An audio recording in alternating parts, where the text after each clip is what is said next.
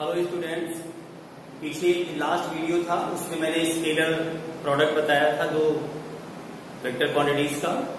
आज जो हम आपको डिस्कशन दे रहे हैं जो कि इम्पोर्टेंट भी है, पीछे वाला भी इम्पोर्टेंट था और ये भी डिस्कशन जो है आपके लिए लाभदायक होगा। इंटरमीडिएट मतलब आगे की भी और फर्स्ट ईयर तो है ही है, बाकी इंटरमीडिएट और आगे के एजुकेशन के लिए भी इम्पोर्टेंट रहेगा।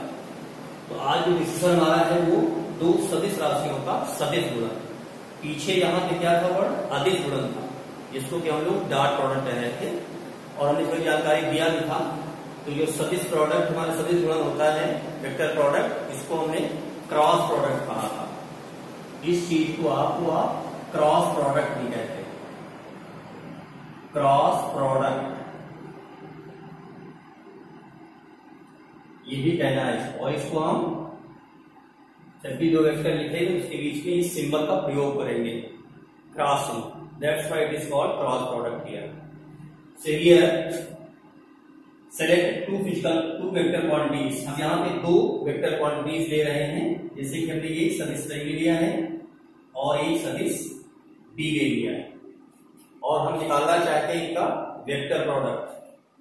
तो क्या करेंगे, यहाँ पर हम क्रॉस सिंबल लगाएंगे।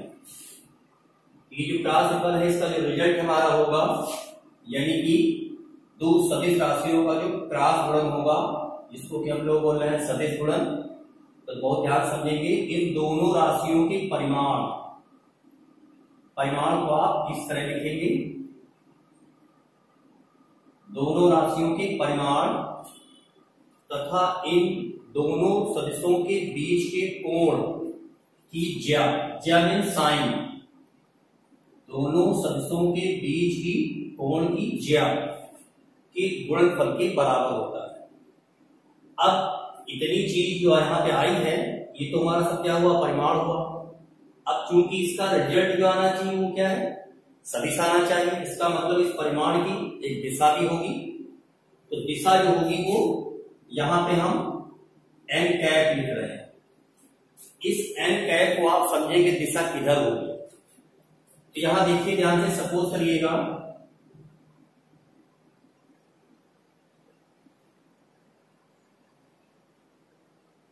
कि हमने एक सदिश ए ले लिया है और ये सदिश बी दिखाया है। अब हम क्या करेंगे, इन दोनों सदिशों का प्लेन शो करेंगे। ये इन दोनों सदिशों का क्या होगा, प्लेन होगा। प्लेन मतलब तल।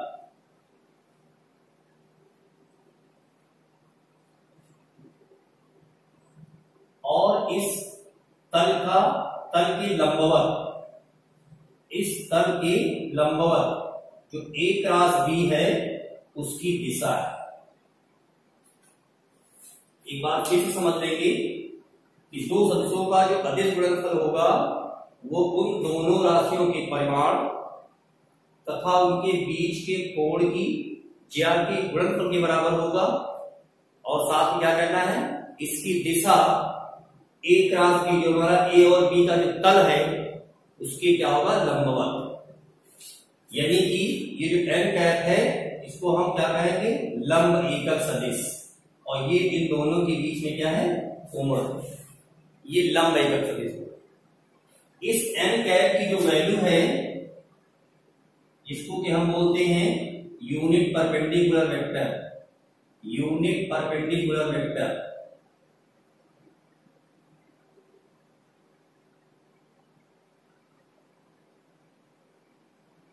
जिसको कि हम लोग बोलेंगे लंब एकक सदिश।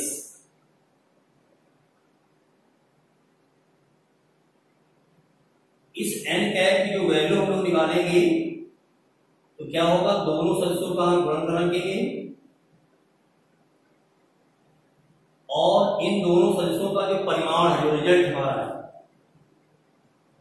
Vector A cross vector B, और उसका क्या रखना है, परिमाण रखना है। ये मैग्नीट्यूड है।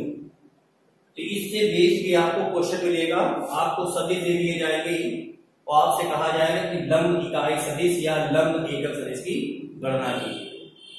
तो ये हमारा जो दिखाया है ये क्या है, हमारा वेक्टर प्रोडक्ट कहलाता है। अब इसमें से आपको, जैसे हमने पीछे सदिश गुणन में आपको प्रॉपर्टीज बताई थी, ठीक उसी प्रकार से आपको जो क्रॉस प्रोडक्ट में जो बताया है इसकी भी आपको प्रॉपर्टीज का अध्ययन करना पड़ेगा। तो इसके हम गुणों को देखेंगे। यहाँ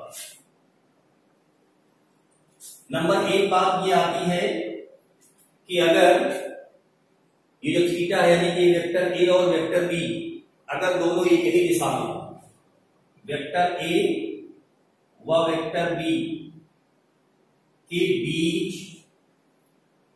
कोण थीटा बराबर 0, थीटा बराबर जो इसका मतलब दोनों सदिश क्या होंगे, एक दूसरे के समांतर होंगे या एक ही रेखा में होंगे।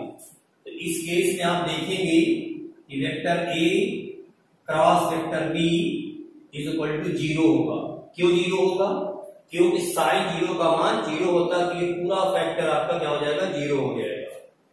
तो इससे ये शो हो जाता है कि अगर दो सदिश परस्पर समांतर हैं तो इसका मतलब उनका क्रॉस गुणन जो है वो क्या होना चाहिए, 0 होना चाहिए। ये बहुत अच्छे से ध्यान रखिएगा। इधर cross product of two vector quantities will be 0 if cross product of two physical quantities 0, यानी कि दो सदिश राशियों का अगर सदिश गुणन 0 आ रहा है, इसका मतलब vector A is parallel to vector B. इसका मतलब वेक्टर ए और वेक्टर बी दोनों क्या होंगे, समांतर होंगे। दूसरी बात ये आती है कि इफ यानी कि यदि थीटा बराबर 90 डिग्री, अगर ए और बी के बीच एंगल कितना है, 90 डिग्री है, तो इस स्थिति में साइन 90 की वैल्यू सबको पता है कि 1 होती है। यहां पर क्या होगा, vector A cross vector B equal to, इसके मैग्नीट्यूड को आप ऐसे ले सकते हो, A B sine theta n cap, पीछे बता भी चुके हैं हम। यहां पर भी क्या होगा, ए बी इंटू 1 लिखने कोई जरूरत नहीं है, और एन कैट ये प्रकार से गाय सदिश हुआ, इसका परिमाण भी क्या होगा, 1 होगा, ठीक है ना। तो इस हिसाब से ए क्रॉस बी जो हमारा होगा वो ए बी और एन कैट के बराबर होगा। ये ध्यान रखना है कब, जब दोनों सदिश क्या होंगे, परस्पर लंबवत होंगे। फिर हम इसकी अगली जो प्रॉपर्टी है उसका अध्ययन करेंगे, जिसमें पीछे हमने आपको बताया था कि क्रम विनिमय और वितरण, क्रम विनिमय और वितरण। तो ये तीसरी प्रॉपर्टी हम देखते हैं, क्रम विनिमय। क्रम विनिमय मतलब इसे ए क्रॉस बी लिखा है मैंने, तो अगर इनका हम क्रम बदल दें यानी बी क्रॉस ए, तो जो स्केलर प्रोडक्ट था डॉट प्रोडक्ट, उसमें तो कोई फर्क नहीं पड़ा था। यानी अगर यहां डॉट को यहां डॉट को, दोनों क्या थे, बराबर थे। यानी स्केलर प्रोडक्ट में क्रम विनिमय के नियम का पालन हो रहा था।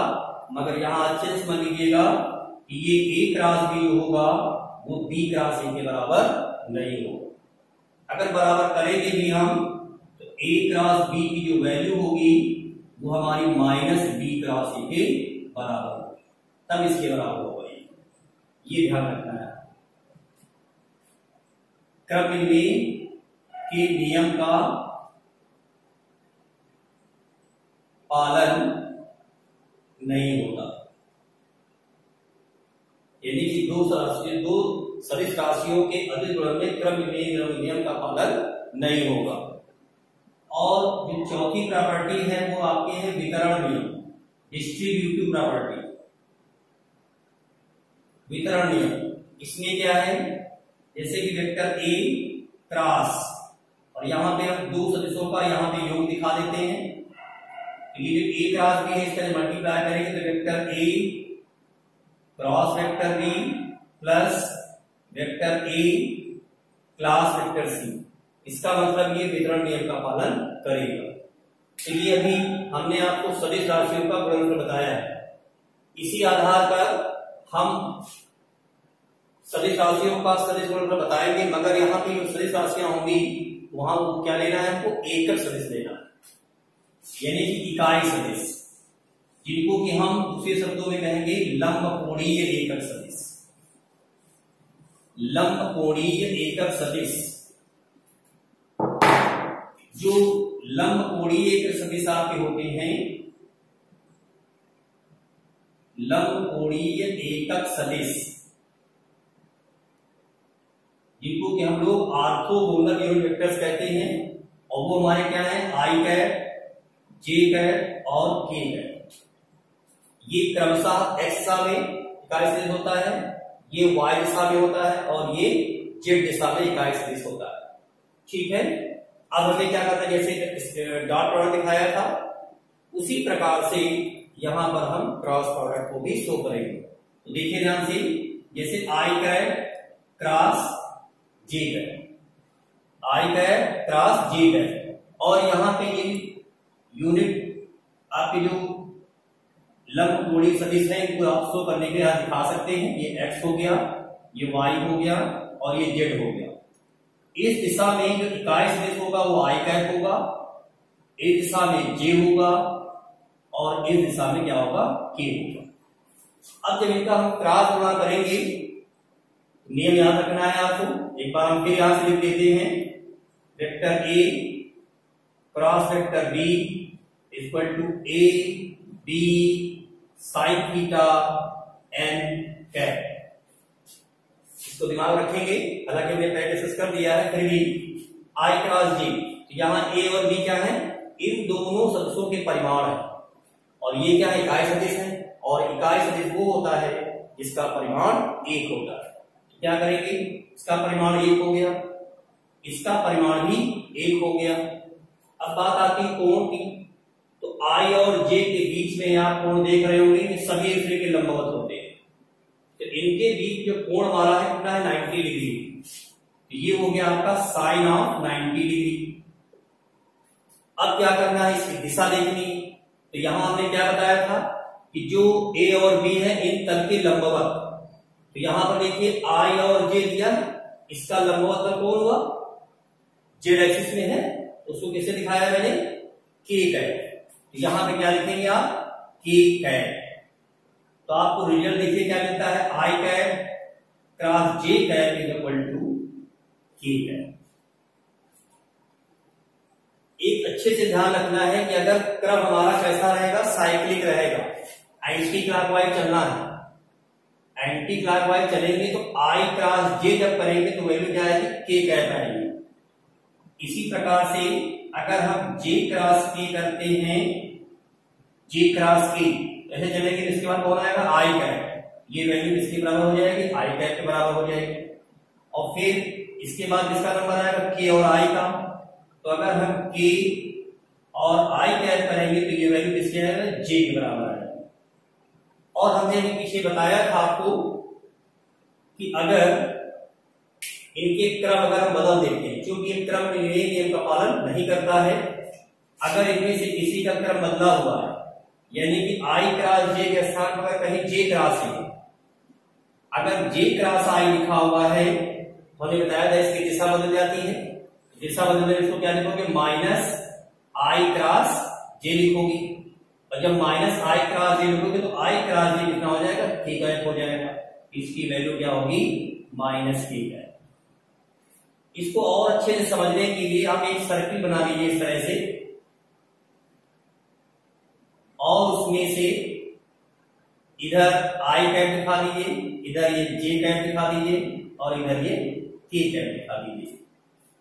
तो आप जब एंटी क्लॉकवाइज चलेंगे तो I cap cross J cap equal to K cap, J cap cross K cap equal to I cap, K cap cross I cap equal to J cat.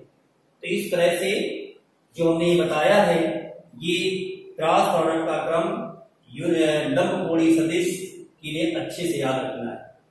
अब यहां पे अगर दोनों लंबकोणीय सदिश अगर एक जैसे, जैसे कि यहां पर आई कैट क्रॉस आई कैट लिख दिया है, यानी कि एक्स दिशा में जो आई कैट उसी दिशा में दूसरा भी है हमारा, तो इस हिसाब से इसका परिमाण भी एक हो गया, इसका परिमाण भी क्या होगा, एक ही होगा। और जब दोनों सदिश एक ही दिशा में हो गए, समान सदिश हो गए, तो इस हिसाब से इनके बीच में कोण कितना होगा, 0 डिग्री होगा। तो यहाँ लिख देंगे साइन 0। अब जब साइन 0 हो जाएगा तो ये पूरी वैल्यू क्या होगी, 0 हो गई। तो लंबकोणीय सदिश इसकी जो वैल्यू है ज्ञात करने से कोई फायदा नहीं, इसकी दिशा क्या होगी, क्योंकि यह क्या होगा, शून्य सदिश होगा और शून्य सदिश का केवल परिमाण तो होगा मगर दिशा कुछ भी नहीं होगी। तो ये वैल्यू तुम्हारी क्या होगी, 0 हो जाएगी। ठीक इसी प्रकार से J क्रॉस J, ये भी वैल्यू क्या हो जाएगी, 0 हो जाएगी और K cross K is equal to 0 हो जाएगा। तो जरा ध्यान से देखिए, जब हमने स्केलर प्रोडक्ट आपको बताया था आई कैप डॉट आई कैप, तो वहां वैल्यू उसकी 1 आएगी, क्योंकि वहां पे cos 0 की वैल्यू क्या थी, 1 थी। यहां पर आई कैप क्रॉस आई कैप जो हमारा होगा वो क्या होगा, 0 होगा। ये बहुत अच्छे से ध्यान रखिएगा। तो ये मैंने आपको रूल के अंतर्गत जानकारी मैंने दी है आपको। अब देखेंगे ये कि अगर दो सदिश दिए हुए हैं उसमें से हम कैसे A क्रॉस B की वैल्यू फाइंड आउट करते हैं। जैसे उसमें हमने डॉट प्रोडक्ट बताया था, ठीक उसी प्रकार से how to calculate A cross B। इसके लिए मैंने आपको जो सदस्यों का गुणनफल के बारे में जानकारी दी है आपको, अब हम उसी गुणनफल से आधारित आपको एक एग्जाम्पल देख रहे हैं, इसको ध्यान से देखिएगा, जो कि बहुत ही महत्वपूर्ण है। आगे भी आपको काम करेगा, इंटरमीडिएट में भी काम करेगा और यहाँ तो आपको एग्जाम मिलेगा ही। A cross B how to calculate. So for example vector A is equal to 2i cap plus j cap minus k cap and vector B is equal to i cap plus 2j cap plus k cap. ये मैंने दो सदिश दिए हैं और हमें इनका क्या निकालना है, A क्रॉस B कैलकुलेट करना है। बहुत अच्छे से समझ लीजिएगा इसको। इसके लिए हमें क्या करना है, सबसे पहला काम क्या करिए कि आप इसमें से दो पैरेलल लाइन इस तरह से खींच लीजिए। A क्रॉस B हम लोग कैलकुलेट कर रहे हैं, दो पैरेलल लाइन खींचेंगे और इसके बाद I कैप, J कैप और K कैप ये आपको लिख देना है। अब क्या करना है, देखो यहां A क्रॉस B लिखा हुआ, तो A क्रॉस B इसका मतलब पहले A में जो सदिश A है उसमें से I, J और K के जो गुणांक हैं उनको यहां पर हम प्लेस करेंगे। अगर यहीं पे क्या होता, पहले B होता तो क्या होता, हम B में जो सदिश B है उसके I, J और K के गुणांकों को यहां पर हम रखते हैं। तो क्या होगा, जब यहां पे रखेंगे तो पहले किसका नंबर है, पहले A का नंबर है, तो A को देखिए यहाँ I गुणन क्या है 2, तो यहाँ हमने 2 लिख दिया। फिर उसके बाद J गुणन क्या है 1 है, तो हमने ये 1 लिख दिया और K गुणन क्या है -1, तो ये -1 लिख दिया है। ठीक है, उसके बाद किसका नंबर, सदिश B का नंबर है। यहाँ पर आप देखिए I गुणे में क्या है 1 है, तो ये 1 लिख दिया मैंने और J के गुणे में 2 है, तो ये 2 लिख दिया है और K के गुणे में 1 है, तो यहाँ पर मैंने 1 लिख दिया। ठीक है, अब जो दूसरा काम करना है तो बहुत अच्छे से समझिएगा। सबसे पहला काम यहाँ I कैप लिखिएगा और एक स्क्वायर ब्रैकेट स्पेस लगा लीजिएगा और यहाँ बीच में लगाइएगा माइनस साइन और यहाँ लिखेंगे डाउन माइनस अप। फिर उसके बाद माइनस J कैप, जैसे बोल रहे हैं इसी तरह से, इसी तरीके से ही आपको इंडिकेट करना है। फिर यहाँ पे डाउन माइनस अप, फिर इसके बाद आप यहां लिखिएगा K कैप और फिर स्क्वायर ब्रैकेट लगाएंगे। इस सदिश को थोड़ा हम राइट साइड में लिख देते हैं, यहां लिख देते हैं इसको I cap plus 2J cap और प्लस K कैप। तो यहां भी देखिए हमने लिखा प्लस K कैप, फिर वही काम करना है डाउन और माइनस अप। बहुत अच्छे से ध्यान देना है आपको। जब I कैप है इसकी वैल्यू जब सॉल्व करेंगे तो क्या करना है आपको, इस रो को छोड़ देना है और इस कॉलम को छोड़ देना है। ये रो जाएगी I संबंधित और ये कॉलम, मतलब ये पंक्ति और ये स्तंभ छूटेगा। इसके बाद ये जो एलिमेंट बचेंगे वर्ग के फॉर्म में, इन्हीं में क्या करना है, पहले नीचे यानी कि पहले 1 का 1 से गुणा करेंगे, यहाँ I कैप और 1 का 1 से गुणा करेंगे कितना आएगा, 1 आएगा ये आपका माइनस चिन्ह लगा ही है, और 2 का जब -1 से गुणा करेंगे तो -2 आएगा, और माइनस यहां ऑलरेडी लगा पहले से, ये हो जाएगा +2। ठीक, ये I का गुणांक निकल आया। अब बात आती है किसके, J के लिए आएगी। फिर वही काम करना है, ये जो J एलिमेंट है ये रो पूरी छूटनी है और ये कॉलम छूटना है। तो आप देखिए ध्यान से, आपके पास बचता कौन है, 2, -1, 1 और 1। फिर वही काम करना है, डाउन मींस 2 का पहले 1 से मल्टीप्लाई करिए तो ये कितना हो जाएगा, 2 हो जाएगा। उसके बाद ये माइनस चिन्ह लगा हुआ है। फिर हम क्या करेंगे, 1 का -1 से गुणा करेंगे तो -1 आएगा, और यहां माइनस पहले लिखा हुआ तो क्या हो जाएगा, +1 हो जाएगा। अब किसका नंबर आ रहा है, K का नंबर आ रहा है। तो जब K का नंबर आएगा तो फिर वही काम करना, ये पूरी रो छूटेगी और ये आपका पूरा कॉलम छूटेगा। तो क्या बचता देखिए, 2, 1 और 1, 2। करना क्या है आपको, डाउन -F, 2 का 2 से गुणा किया, ये हो जाएगा 4, और 1 का 1 से ये हो जाएगा -1। तो इन आर आप देख रहे हैं कि ये वैल्यू हमारी कितनी आ रही है, 3i cap -3j cap +3k cap. ये आपके सदिश A और सदिश B का क्रॉस गुणन का मान प्राप्त हुआ है। अभी मैंने एक टॉपिक आपको जब गुणों का अध्ययन कर रहे थे तो उसमें आपको बताया था हमने n कैप, लंब एकक सदिश, लंब इकाई सदिश, यानी कि जो A और B है इनका लंब इकाई से निकालना है तो n कैप, इसके बारे में बताया था vector A cross vector B upon mod vector A cross vector B। तो करना क्या है, A क्रॉस B करना है, तो इसको ऑलरेडी जो है कैलकुलेटेड, इसको आपने पहले से निकाल रखा है। अब जरूरत किसकी पड़ती है, मॉड A क्रॉस B, और मॉड निकालने के लिए मैंने बताया था vector A cross vector B का मॉड जब निकालना है तो स्क्वायर रूट लगाएंगे और क्या करेंगे, I का जो गुणांक है उसका वर्ग करिए, ये 3 का स्क्वायर है। फिर J के गुणांक ये देखिए -3 लिखा है, तो यहाँ पे प्लस -3 का स्क्वायर करेंगे, और उसके बाद यहाँ K के गुणांक भी 3 है तो ये 3 का स्क्वायर करेंगे। तो अल्टीमेटली आप देखते हैं 9 हो जाएगा, ये भी 9 हो जाएगा और ये भी 9 हो जाएगा, 9 हो जाएगा। ये कितना हो जाएगा, √27। ये जो वैल्यू कहां प्लेस करनी है, यहां पे प्लेस करनी है, और A क्रॉस B के स्थान आप क्या रखेंगे, ये जो मैंने निकाल रखा है। तो अल्टीमेट फाइनल रिजल्ट हमारा होगा, n कैप निकालने में क्या लिखेंगे हम लोग, 3i cap -3j cap +3k cap upon √27। तो ये अच्छे से याद रखिएगा, ये जनरली आपसे पूछा भी जाएगा, पूछा जाता भी है क्वेश्चनों में, ठीक है ना। तो A cross B, n cap और जो प्रॉपर्टी है इससे संबंधित मैंने जानकारी आपको दी है। अब नेक्स्ट वीडियो में आपको जो हम आपको देंगे, जल्दी आपको मिलने वाला होगा, वो होगा प्रोजेक्टाइल मोशन, जो कहते हैं प्रक्षेपगत, ठीक है ना।